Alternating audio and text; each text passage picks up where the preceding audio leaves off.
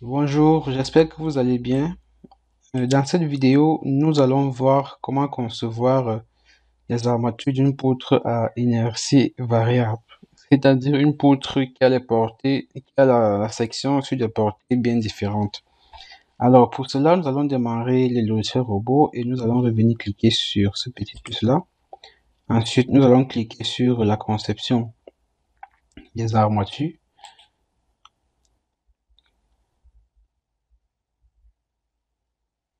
OK. Et là, euh, et là, nous allons revenir cliquer sur la poutre.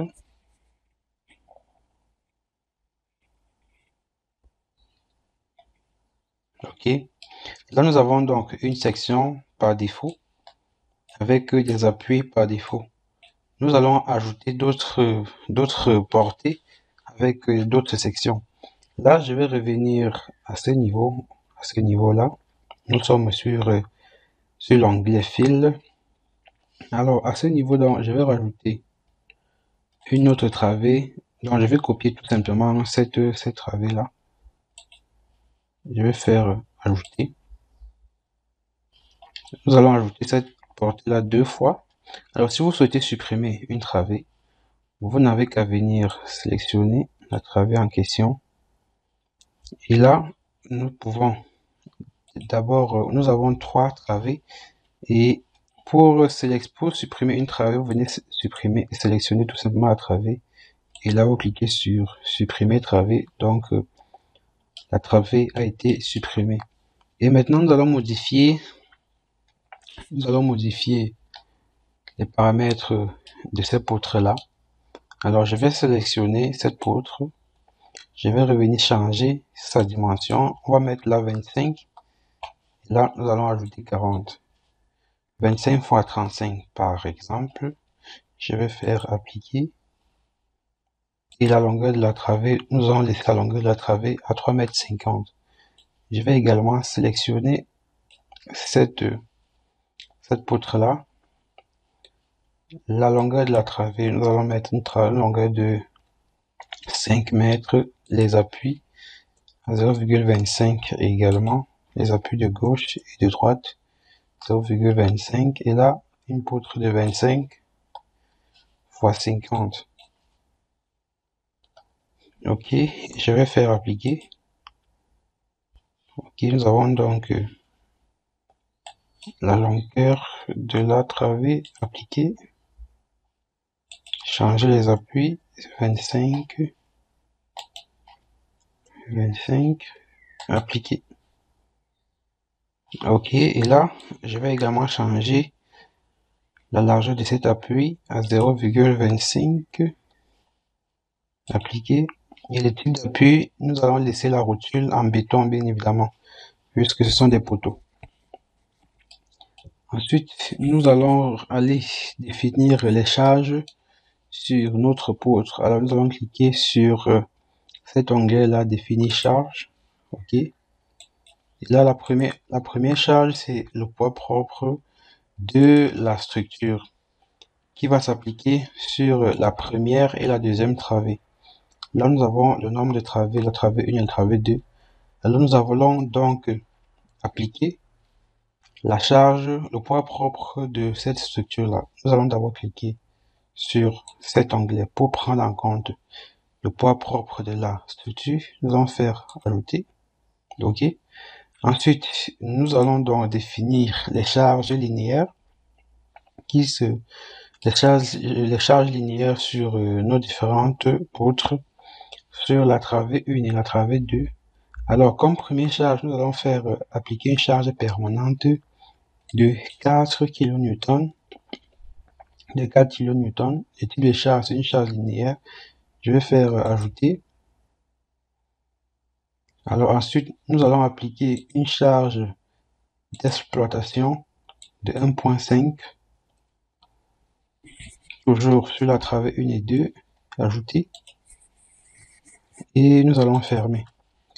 Ensuite, nous allons revenir à ce niveau. Paramètres de niveau. Code de niveau. Nous allons mettre cette poutre-là. Peut-être au niveau 3 mètres. Avec une fissuration peu précisable. Le milieu est non agressif. OK. Pour la tenue au feu, nous pouvons mettre 1 heure. Nous allons faire OK. Ensuite, nous allons cliquer sur les options de calcul. Comme enrobage, nous allons mettre là 2,5, 2.5. Cela, je vais copier, CTRL-C, et que je vais le coller partout. OK. Et on va fixer ces enrobages là. Et l'enrobage sera par rapport à l'armature transversale. La tenue au feu, on va prendre tenue forfaitaire. Notre poutre n'est pas une poutre préfabriquée et nous n'allons pas utiliser les dispositions sismiques. Ensuite, nous allons aller sur Avancer. Nous allons prendre en compte la force axiale. Je vais faire OK. Je vais revenir sur l'onglet Béton. Nous allons laisser ces paramètres-là par défaut. Sur l'acier longitudinal, nous allons utiliser les HA des 400 avec des diamètres à partir de 12. Donc, nous allons décocher ces autres différents diamètres.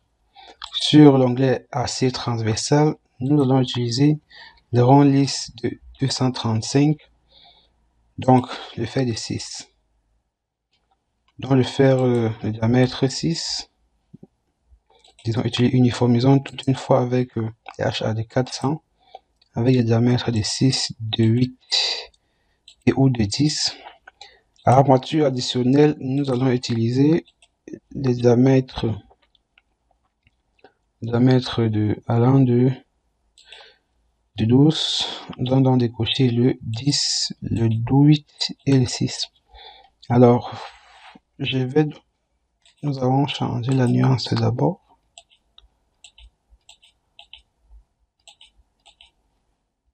OK. Qu'est-ce que je fais? Nous allons décocher ces différents diamètres là.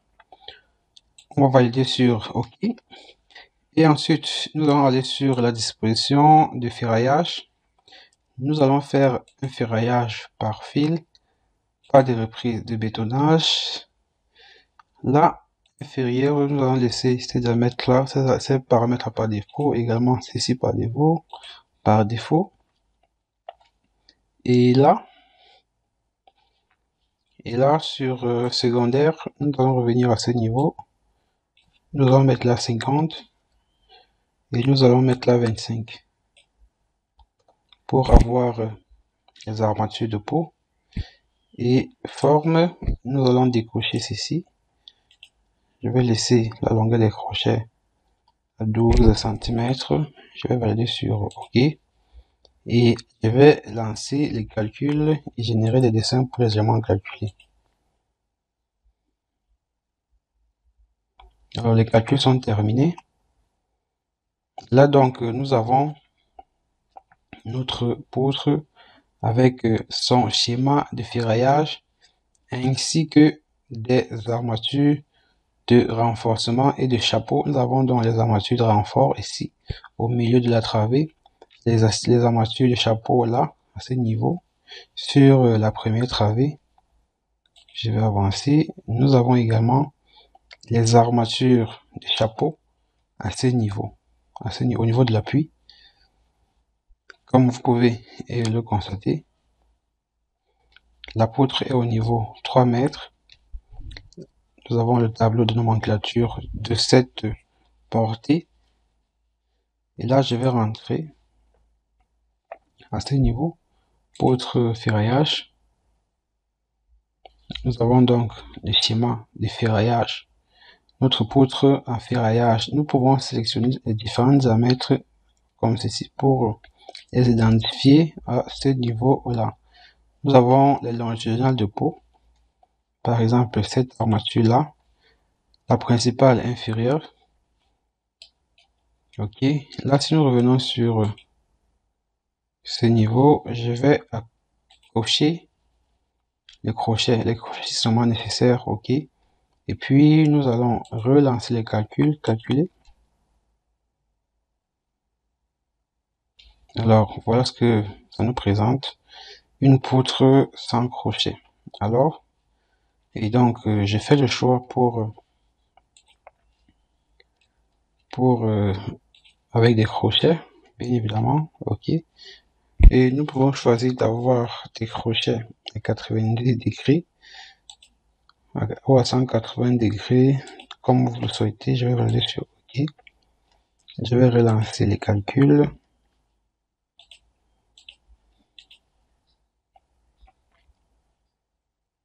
Ok, nous avons donc le même ferraillage. Alors c'est ainsi que se termine notre petite vidéo. Merci d'avoir suivi. À très bientôt. Au revoir.